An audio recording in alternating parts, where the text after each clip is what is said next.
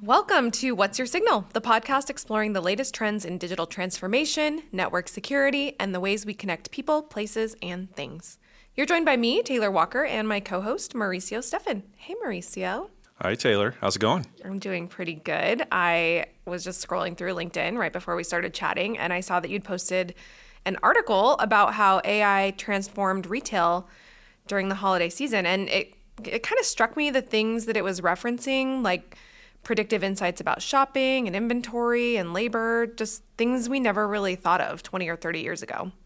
I know it's amazing how kind of ubiquitous the experience has been between shopping online versus retail, because it's, like I can be looking for something online at a Kohl's or a Target or something, and then go to the store. And obviously through all the technology that's in our phones as far as tracking, good, bad, or indifferent, as soon as I arrive at the store and open up the app to take a look at what I was looking at, it directs me right to where that thing is on the shelf, and make sure that it's in stock, and if it's clothing in my size, so it's amazing how just from the shopper's experience, how that's improved. But even on the side of the store, right, the logistical stuff as far as predicting what we're going to need when, and automating that ordering process so that you don't have to pay an employee to go look at the shelf and see if we're out of stock on something and do manual inventory and those kind of things.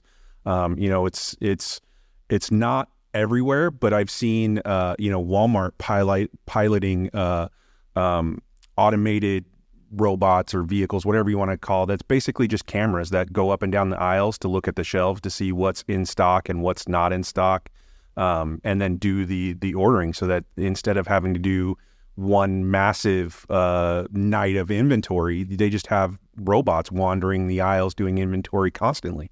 Yeah, you don't even have to talk to people when you go to the store anymore. If you go to the store, it's like there's, whether it's at Whole Foods, where you can sometimes just check out like by walking through something. Or I was at a hockey game recently where they had a concession stand basically, where you just go in and you scan your card and you pick your stuff and you leave, and it's just everything around you is like sensing what you're doing, and you just don't even have to interact. It's kind of wild. I for one welcome our robot overlords. So well, you will be a real hit today then, because we're talking about how that retail landscape is evolving with the integration of digital technology. And here to help us do that, we've got a couple folks. CDW's Director of Strategic Industries, Andy Zanger, and from Cradlepoint, Consulting Sales Engineer, Keith Plaskett.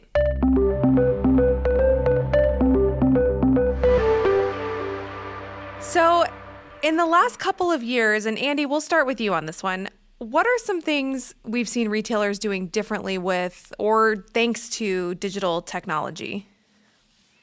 Yeah, well, I think a lot has changed over the last few years, and during the pandemic, most consumers changed the way that they were shopping, and people were forced to shop online and use new fulfillment options such as BOPUS or curbside. And I don't want to dwell on the pandemic, because hopefully that is well far in our rearview mirror at this point, but it really opened the eyes of many consumers to the conveniences of not waiting in line and having access to product information and availability. And I think that's really driven a lot of changes that retailers are looking to make. Consumers are now less patient with lines or lack of inaccurate information available when shopping in store. And as a result, retailers are trying, really to encourage customers to come back to the store and make them feel as if they, encourage them ultimately to come back to the store, as opposed to making instead of the customer feeling like they need to come to the store, actually encouraging them to want to come to the store.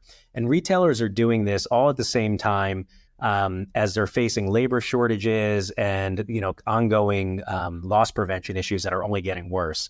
And so with that, retailers have been turning to a lot of different technologies to solve for many of these challenges.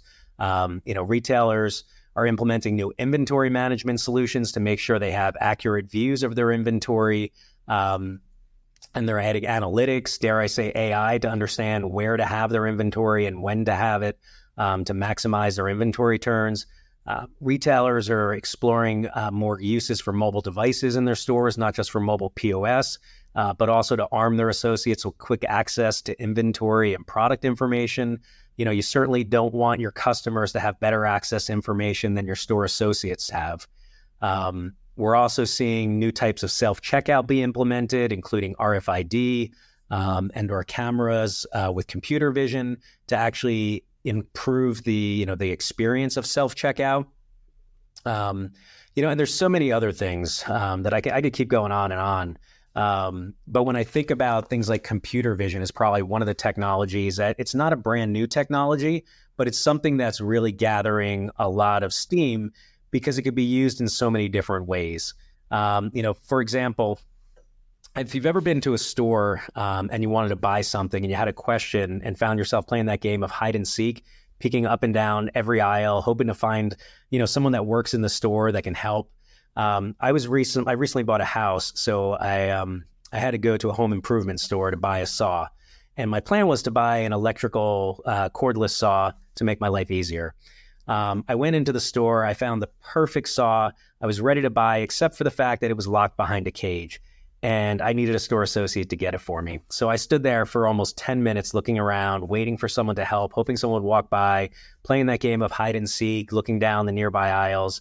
And ultimately, I wound up buying an old-fashioned $10 hand saw instead of a $150 electric saw that I was planning on. So the retailer missed out on a much bigger, sale, obviously.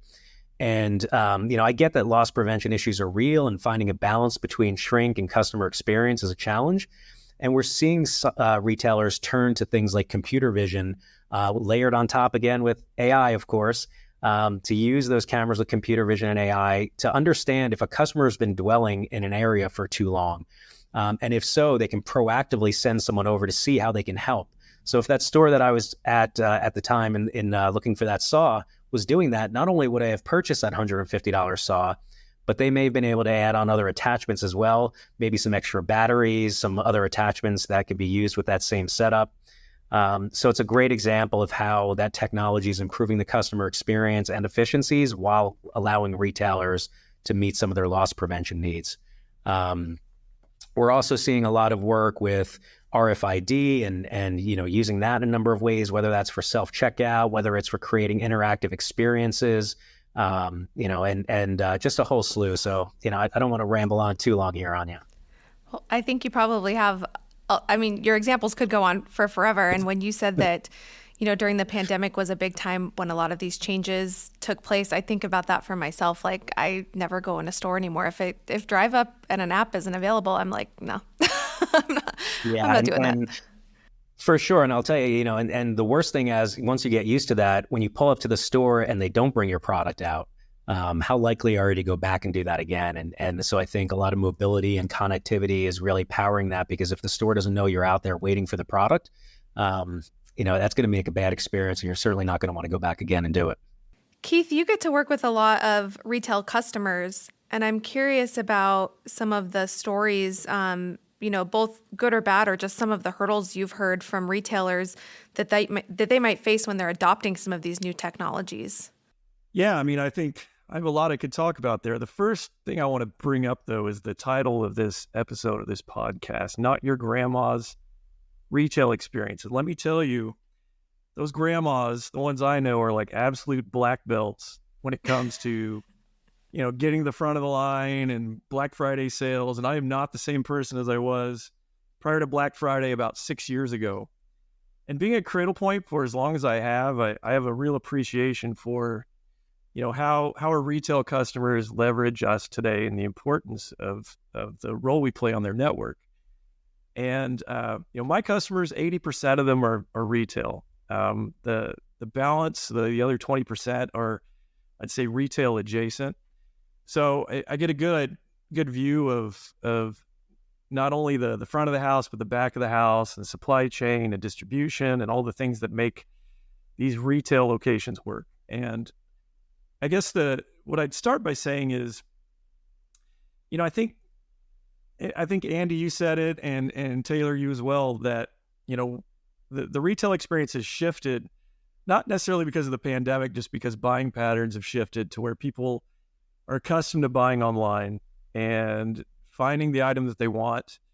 And then if they want it immediately, they can go to the store. That's omni-channel, as it's said in lingo, or in the guess we say it internally that way. But I can speak for myself that if there's something I want, like I'm not a shopper. I don't like going through all the aisles and browsing. It's like I will go online, I'll find that product, and I will buy it online. I will go straight to that store, and I will beeline straight to that aisle and shelf, grab it like a perfect triangle from my car to the aisle, to the object, to the checkout line, back to the car. It's like a perfect triangle. You could calibrate a laser with it.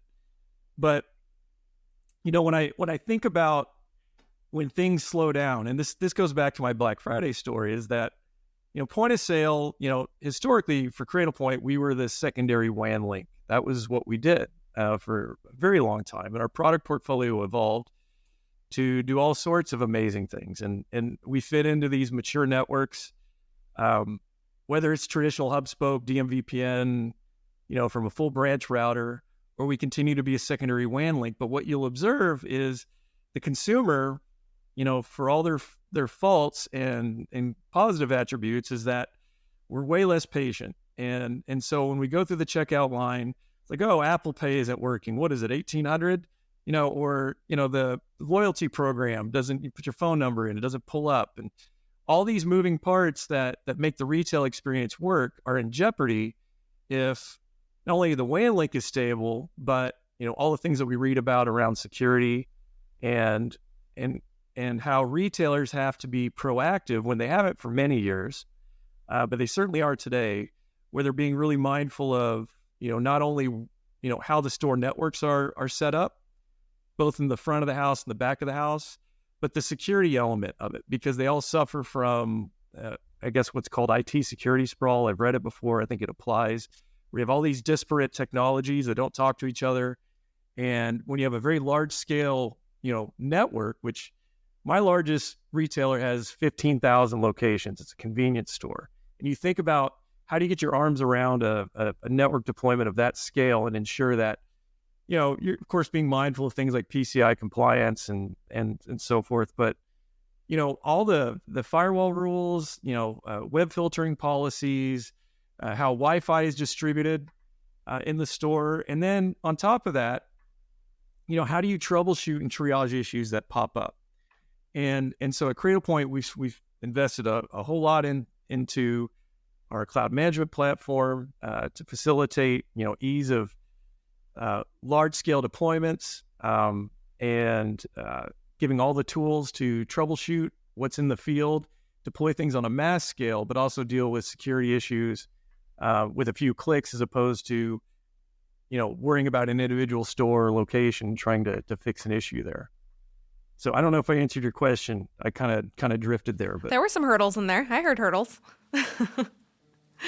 I do have a question though, and we're talking about kind of these cutting edge technologies and then all of the concerns with security or maybe older equipment and integrating that with newer equipment. How important do you guys feel it is for retailers to sort of strike a balance between what they have and what they could have, or, their traditional technologies and what's on the horizon, that cutting edge stuff? We see that with my customers, I work what are called strategic accounts. These are large retailers, so big box or convenience store, large number of locations that you can't turn a ship that size very quickly. So if you do insert a new technology, it's usually done on a very small scale. And you have to work in unison with what's there. So if you've got, firewalls that are in place, have been there for 10 years, they're old and dusty, but, they're working. But we can work in parallel with that, either by adopting the legacy configuration that they have in place, meaning that if the customer wants to do, BGP routing and DMVPN, we can do that. Or if they want to migrate to, a next-gen approach using SD-WAN and a SASE approach to security, we can work alongside that. But on top of that, I think the key to your question is how do you insert yourself as a new technology into a legacy, I'll call it a monolithic network in the traditional sense, is that a lot of that's done through API automation. So you've got tools that are in place today for maintaining these existing network, whether it's just monitoring the stability of the connections or the security element. We can insert ourselves into that beautifully with our API. Whether you're using push API or webhooks, however you want to call it, or REST API, we can take configuration data or configuration change data, or take reporting and logging data and pull it and send it somewhere and feed it directly into the existing systems that are there. So if you're using Logarithm, or you're using SolarWinds or some NMS application, we're going to feed that data in the same place with what's already there. So you have that, that transition that we hope to be a part of. It's as seamless as I could imagine it to be, just because of that. Andy, I want to give you the same question, but from more of a customer experience and operations perspective. So, let's start with customer experience. How important is it for retailers to strike a balance between, we have all this technology that can help you check out faster or try on your clothes for you, but at some point, can that be overdone? Does it need to be a balance? Yeah, for me personally, I think the most important thing is to actually think about what you're trying to accomplish, and not so much about whether it's for traditional or cutting edge. Retailers need to start by determining what the customer experience looks like that they're trying to achieve, and then determining the store associate experience that's needed to achieve it. I think too often the store associate experience is often overlooked, but if your store associate experience is friction, your customer is going to feel it. And in an environment where there are still workforce challenges, you also need to be creating an environment that attracts and retains talent. So retailers, should really be starting with that customer and store associate experience, and evaluating the best technology for the use case, not finding a use case for a technology. And to that point, not so worried about what's cutting edge and what's existing. I think it's too common for companies to get excited by the media hype of a technology and try to force a use case for it. AI is a great example of that.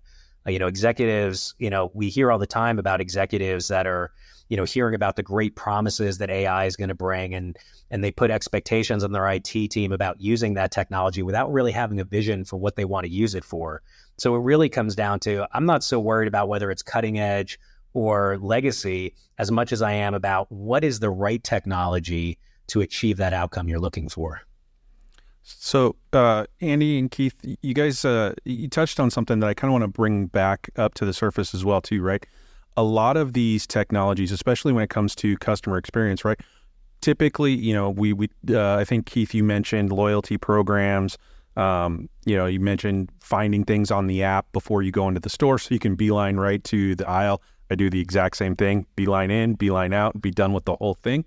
But that requires a lot of collection of data, right? Collection of customers' personal data, obviously through self-checkout and those kind of things, credit card data. Even Andy, you mentioned the associate experience requires collecting some of their data as well too, handheld collecting location data so that you no longer have to play hide and seek with the associate to unlock the cage for the saw. Do you guys find that because of the cost cutting and the squeezing of the margins in the retail sector causing them to look at alternative ways, that they're relying more on their vendors for those security and privacy concerns? And if so, what are your guys' recommendations for how they can be better prepared to have those security and privacy conversations with their vendors when looking at any kind of technology improvements, whether it's cutting edge or current or even legacy technologies? I would say that these are tough conversations to have just on the surface, because CISOs generally, they do lean on us as a vendor to provide guidance. But I can tell you that they would rather listen to 40 leaf blowers than have me tell them about how they need to look at our SASE solution, because it's better than maybe something they're already doing. But what is appealing is, now that we have and I don't want to sound like I'm marketing, and it's hard not to, but an end-to-end solution where when you have a lean IT staff with a constrained budget, one of the biggest cost savings you can have is to have a single pane of glass to manage not only just your network infrastructure, but the security infrastructure. And a lot of vendors get that, and they do talk about it. And you see that by a lot of acquisitions out there in the field of who's getting acquired, certainly in the SASE space. And I mean, we're no different, but the types of conversations where you could sort of lead them down a security road is here's how much time and money can be saved if you just went with a single vendor approach, not necessarily today, but migrate over time to let us be the default route for all of your traffic. And then you make the decision which, what level of granularity you want us, what role you want us to play in the security story. If it's machine to machine communication, where you want to create policies where one device can talk to another, or you're dealing with, third-party vendors needing to gain access to data, we can be that conduit to that data for whether it's your own internal communication or, something external, or going to the cloud for a third-party application that you need for your point of sale or some other course of business. So at least in the discussion that myself and my counterpart in the sales front is that we're telling the story about how we can augment what they're doing today, and they can make the decision how in depth they want us to be in playing that role in security. Hopefully I answered your question somewhat coherently. Andy, your thoughts on that? Yeah, no, I mean, I certainly agree with Keith in the sense that unifying on a standard platform is absolutely a best practice and something that we're talk to our clients about all the time, and we hear them speaking about the power of simplification is certainly key, and understanding the partners and platforms that you're using and consolidating on. When we're looking at new solutions at CDW, we always talk about engineering things as secure by design. And making sure that everything we look at is secure. And so when you simplify to those unified platforms, it makes it that much easier to make sure that design is secure. So highly recommend, doing that. And then also going beyond just what the technology is as well, and making sure, a lot of the issues that you run into are actually human-based, not technology-based.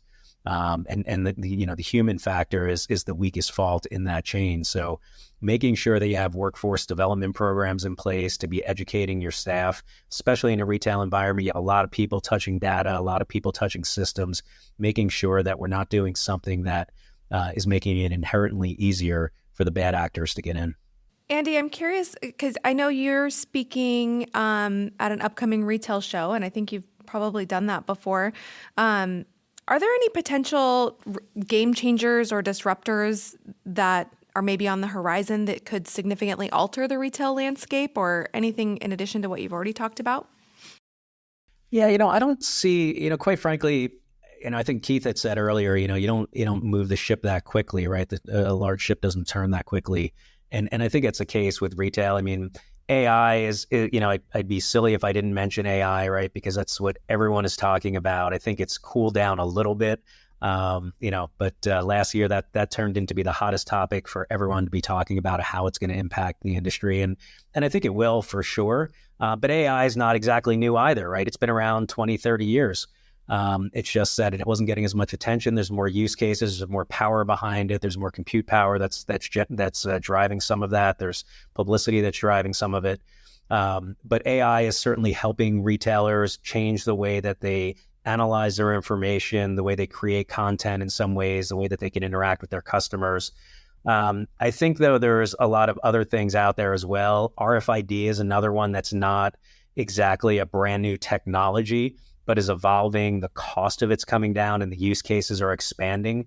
And one thing we're certainly seeing when an economy is a little bit tighter is when you can find those technologies that can be leveraged across multiple use cases, multiple business units, there's a much quicker chance to achieve an ROI, and therefore there's potential to innovate with the use of it.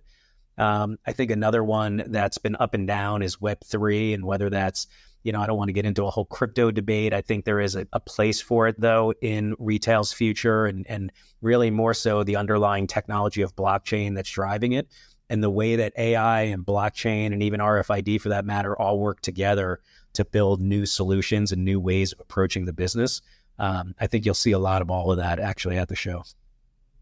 Do you have something that, if you were to give a recommendation to a retailer of maybe what to adopt first or where to start Is there a retail technology that you would maybe recommend as like an entry point? And what influences that? Yeah, I don't think there's one particular technology, but I think all the things that we've been speaking about are all super relevant. But it really depends, again, going back to what is that customer experience you're looking for and where are you today in your technology journey? So I think really what it starts with, how you get started, is doing a good assessment of where you want to be, looking at both where that experience is today compared to that, and then where are you on the technology roadmap compared to that that you need to build in order to enable it. And then coming up with a plan and looking at your landscape and creating a prioritized list of projects based off of the ROI impact that you can make by using that technology. But I think if we want to talk specifically about some of the technology, I think the first place to really start is understanding your data and your data structure, and your connectivity for that matter. Because at the end of the day, when we think about all of these technologies, ultimately AI in particular, AI at the end of the day is really, if we simplify it, is about taking data, taking inputs, and creating something with it.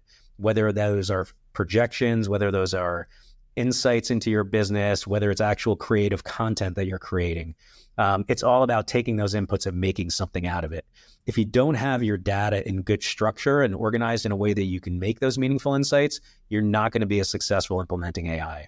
And the same goes true for your connectivity. If you can't connect back to that data or transmit that data back and forth between the compute and where your customer is, you're never going to be highly efficient in leveraging the technology. So I would say looking at your data structure and looking at your connectivity are two really core foundational plays to look at before you worry about the rest of it. So I want to ask this. It's a similar question, but maybe with a different flavor on it, right? We've been talking a lot about technology, AI, those kind of things, and problems that maybe seem to be on big box retailer focused, right? Your Fortune 1000 kind of retailers. What are these technologies available for your smaller business, your mom and pop shops? And what do you think is the best way if they're, say Joe's Pizza happens to be listening to a wireless WAN podcast and wants to, get into some of these technologies that might help them expand their business? Like, are there limitations to what small businesses can do as far as some of these, new technologies as far as retailers go? I don't think so personally, because, when you think about it, in some cases, the small businesses have an advantage because of the scale of the business. When you think about what a company that has 15,000 stores needs to invest in order to get a project off the ground with a new technology compared to what someone has to do with 1 to 10 stores or 1 to 50 stores, it's a significantly less of a lift to actually get it off the ground with some of those smaller stores. So you have the nimbleness. Obviously, you don't have the scale of the finances in some cases, but you certainly have the benefit of the nimbleness of not having to make as big of an investment to test and innovate ultimately. We've talked a lot about how implementing some of these technologies impacts the people, and I'm curious about some of the impacts beyond that. So are there some innovative ways that technology is being used in retail to reduce environmental impact or social impact? Like, are there some expanded use cases there? Yeah, for sure. I could think of one in particular, and then, I could turn it back to Keith because I don't want to monopolize all the time here. But one that jumps out at me that I think about is a project that Macy's announced back in 2022 called Mission Everyone, where they had the goal of reducing waste to have a positive environmental impact. And so they took their private brand division, rolled out technology to digitize the physical samples required from suppliers without impacting the fit, color, and or design considerations. And so if we go back to 2019, 5% of the samples that Macy's were reviewing each year for potential product launches were digital. And by the end of 2022, 61% of the samples were made virtually. So that's a significant amount of less waste going into landfills when you think about how that scales. That's just at Macy's, but obviously that could be used with many other retailers, with many other designers, and can really make a significant impact on the environment. Yeah, I would say just First off, I couldn't say it as articulately as you did, but one of the things that at least two of my retail customers are doing is what they call just circular retail experience, where if you buy something that has a life cycle of say 3 to 5 years, maybe it's a flat screen TV, is that the retailer is starting to play a more active role in sort of tracking the life cycle of it, whether it's you're purchasing or buying a service plan on the device, but also a recycling program. So when you're done with the TV, you just take it right back to the retailer. They take it from you and they properly dispose it. Because I can tell you firsthand, when you don't have that, it's a lot harder to recycle old computer parts, monitors, things that I've collected over the years, certainly in the municipality I live in. So I would say that would be one initiative that, at least with my customers, that I'm seeing. I do want to kind of address an elephant in the room. I feel like this always comes up when we start talking about AI and technology, and especially in an industry like retail, where if you think back even a few years, but more so a decade or so, there were people that were in retail for forever. They grew up, their dad was like in these stores. And is the implementation of all of these technologies, or the implementation of AI, or insert buzzword here, right? Is that taking away jobs? Are people nervous about tech taking over, or is it expanding the possibilities for employment? Yeah, I personally think it's an opportunity to redeploy resources to do other things to improve your customer experience and ultimately drive more revenue. It's not always about reducing staff. If you think about, technology we didn't talk about, electronic shelf labeling as an example.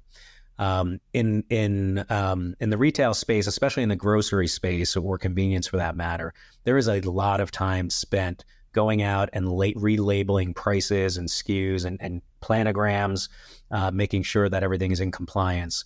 That can take several coworkers, many hours every single week. By implementing electronic shelf labeling, that retailer is able to now not get rid of those coworkers, but now have those coworkers doing other tasks that may be customer facing instead of doing a task to maintain the pricing in the store. So I think it's about the retailer looking holistically at how they're utilizing their staff, especially when staff issues are maintaining to be an issue, and that's not going away anytime soon. So I think it's about repurposing staff into more revenue generating opportunities.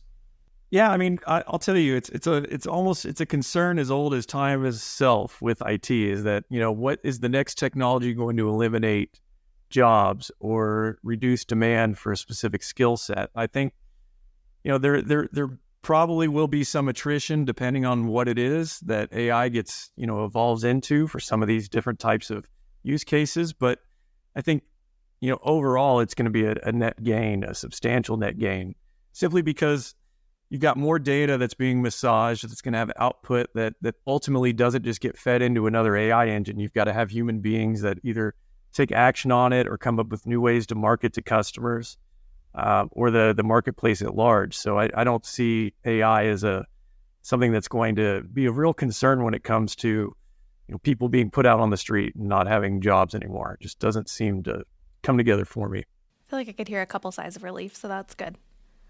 You guys are making a few people feel better, so that's awesome. Yeah, as long as AI doesn't replace sales engineering, I think that's probably... Yeah, I think we'll always find that, will it lead to any attrition? I'm sure it will, but it will also lead to additional job growth because more skills are needed to actually run that technology, to program that technology. So it's going to always go both ways. And the people that are continuing to evolve and learn new skills and new technologies will continue to there'll be a place for them in the workforce. But there certainly could be a concern for those that aren't open to change. Yeah, that's very true. I think that's the case in any industry, right? For sure. Especially these days. Well, Andy, Keith, we've taken up a good chunk of your time, and I want to thank you for joining us to chat about some of this digital transformation in retail. Before we let you go, Andy, can you tell us a little bit more about CDW, or where our listeners can go to find out more about what it is you do? Yeah, sure. And I appreciate it, Taylor. And thanks for having us on. And Mauricio, we really appreciate you having me here today. And so CDW is a Fortune 250 company, systems integrator that is helping our retail industry clients across all areas of their business. We help them with everything from identifying projects to work on to helping them procure products, stage, implement, deploy, and ultimately manage those solutions throughout their entire life cycle.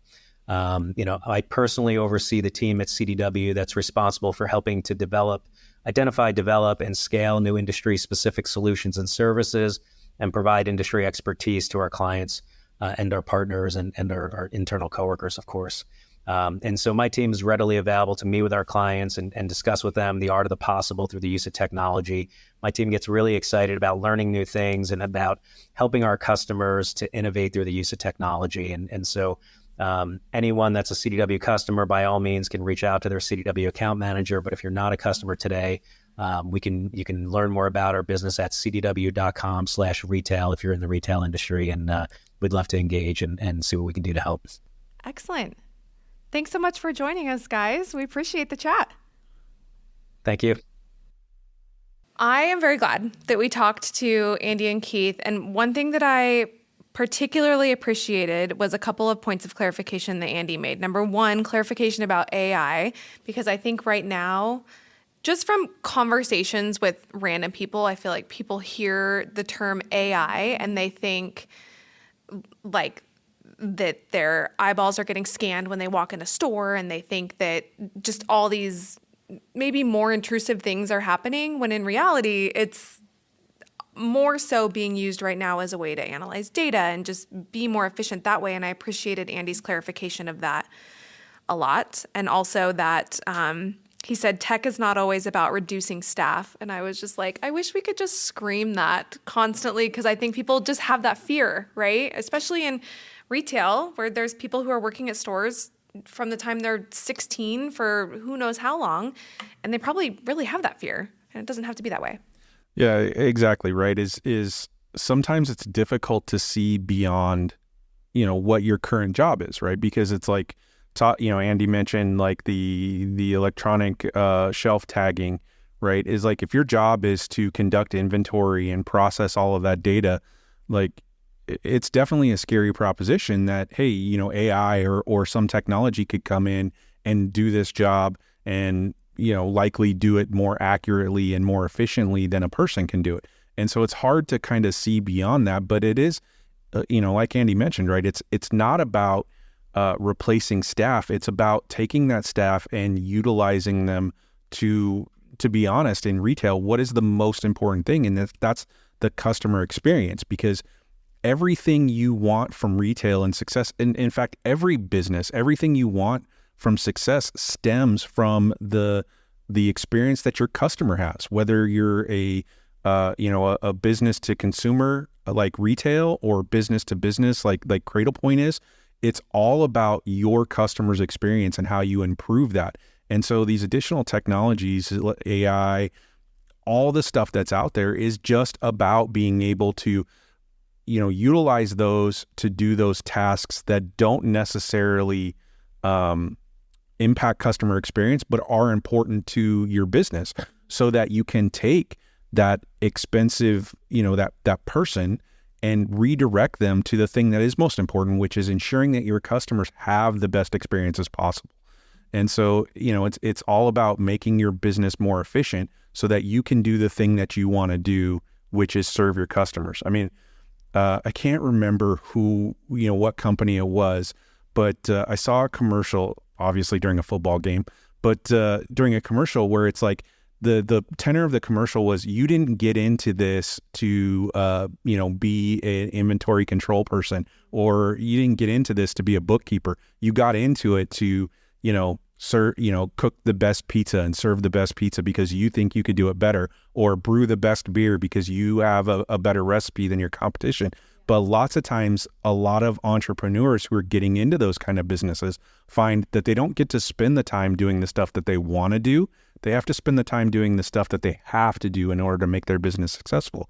And so, they should be looking at the technology so they can get back doing the thing that they love that drove them into this business to begin with.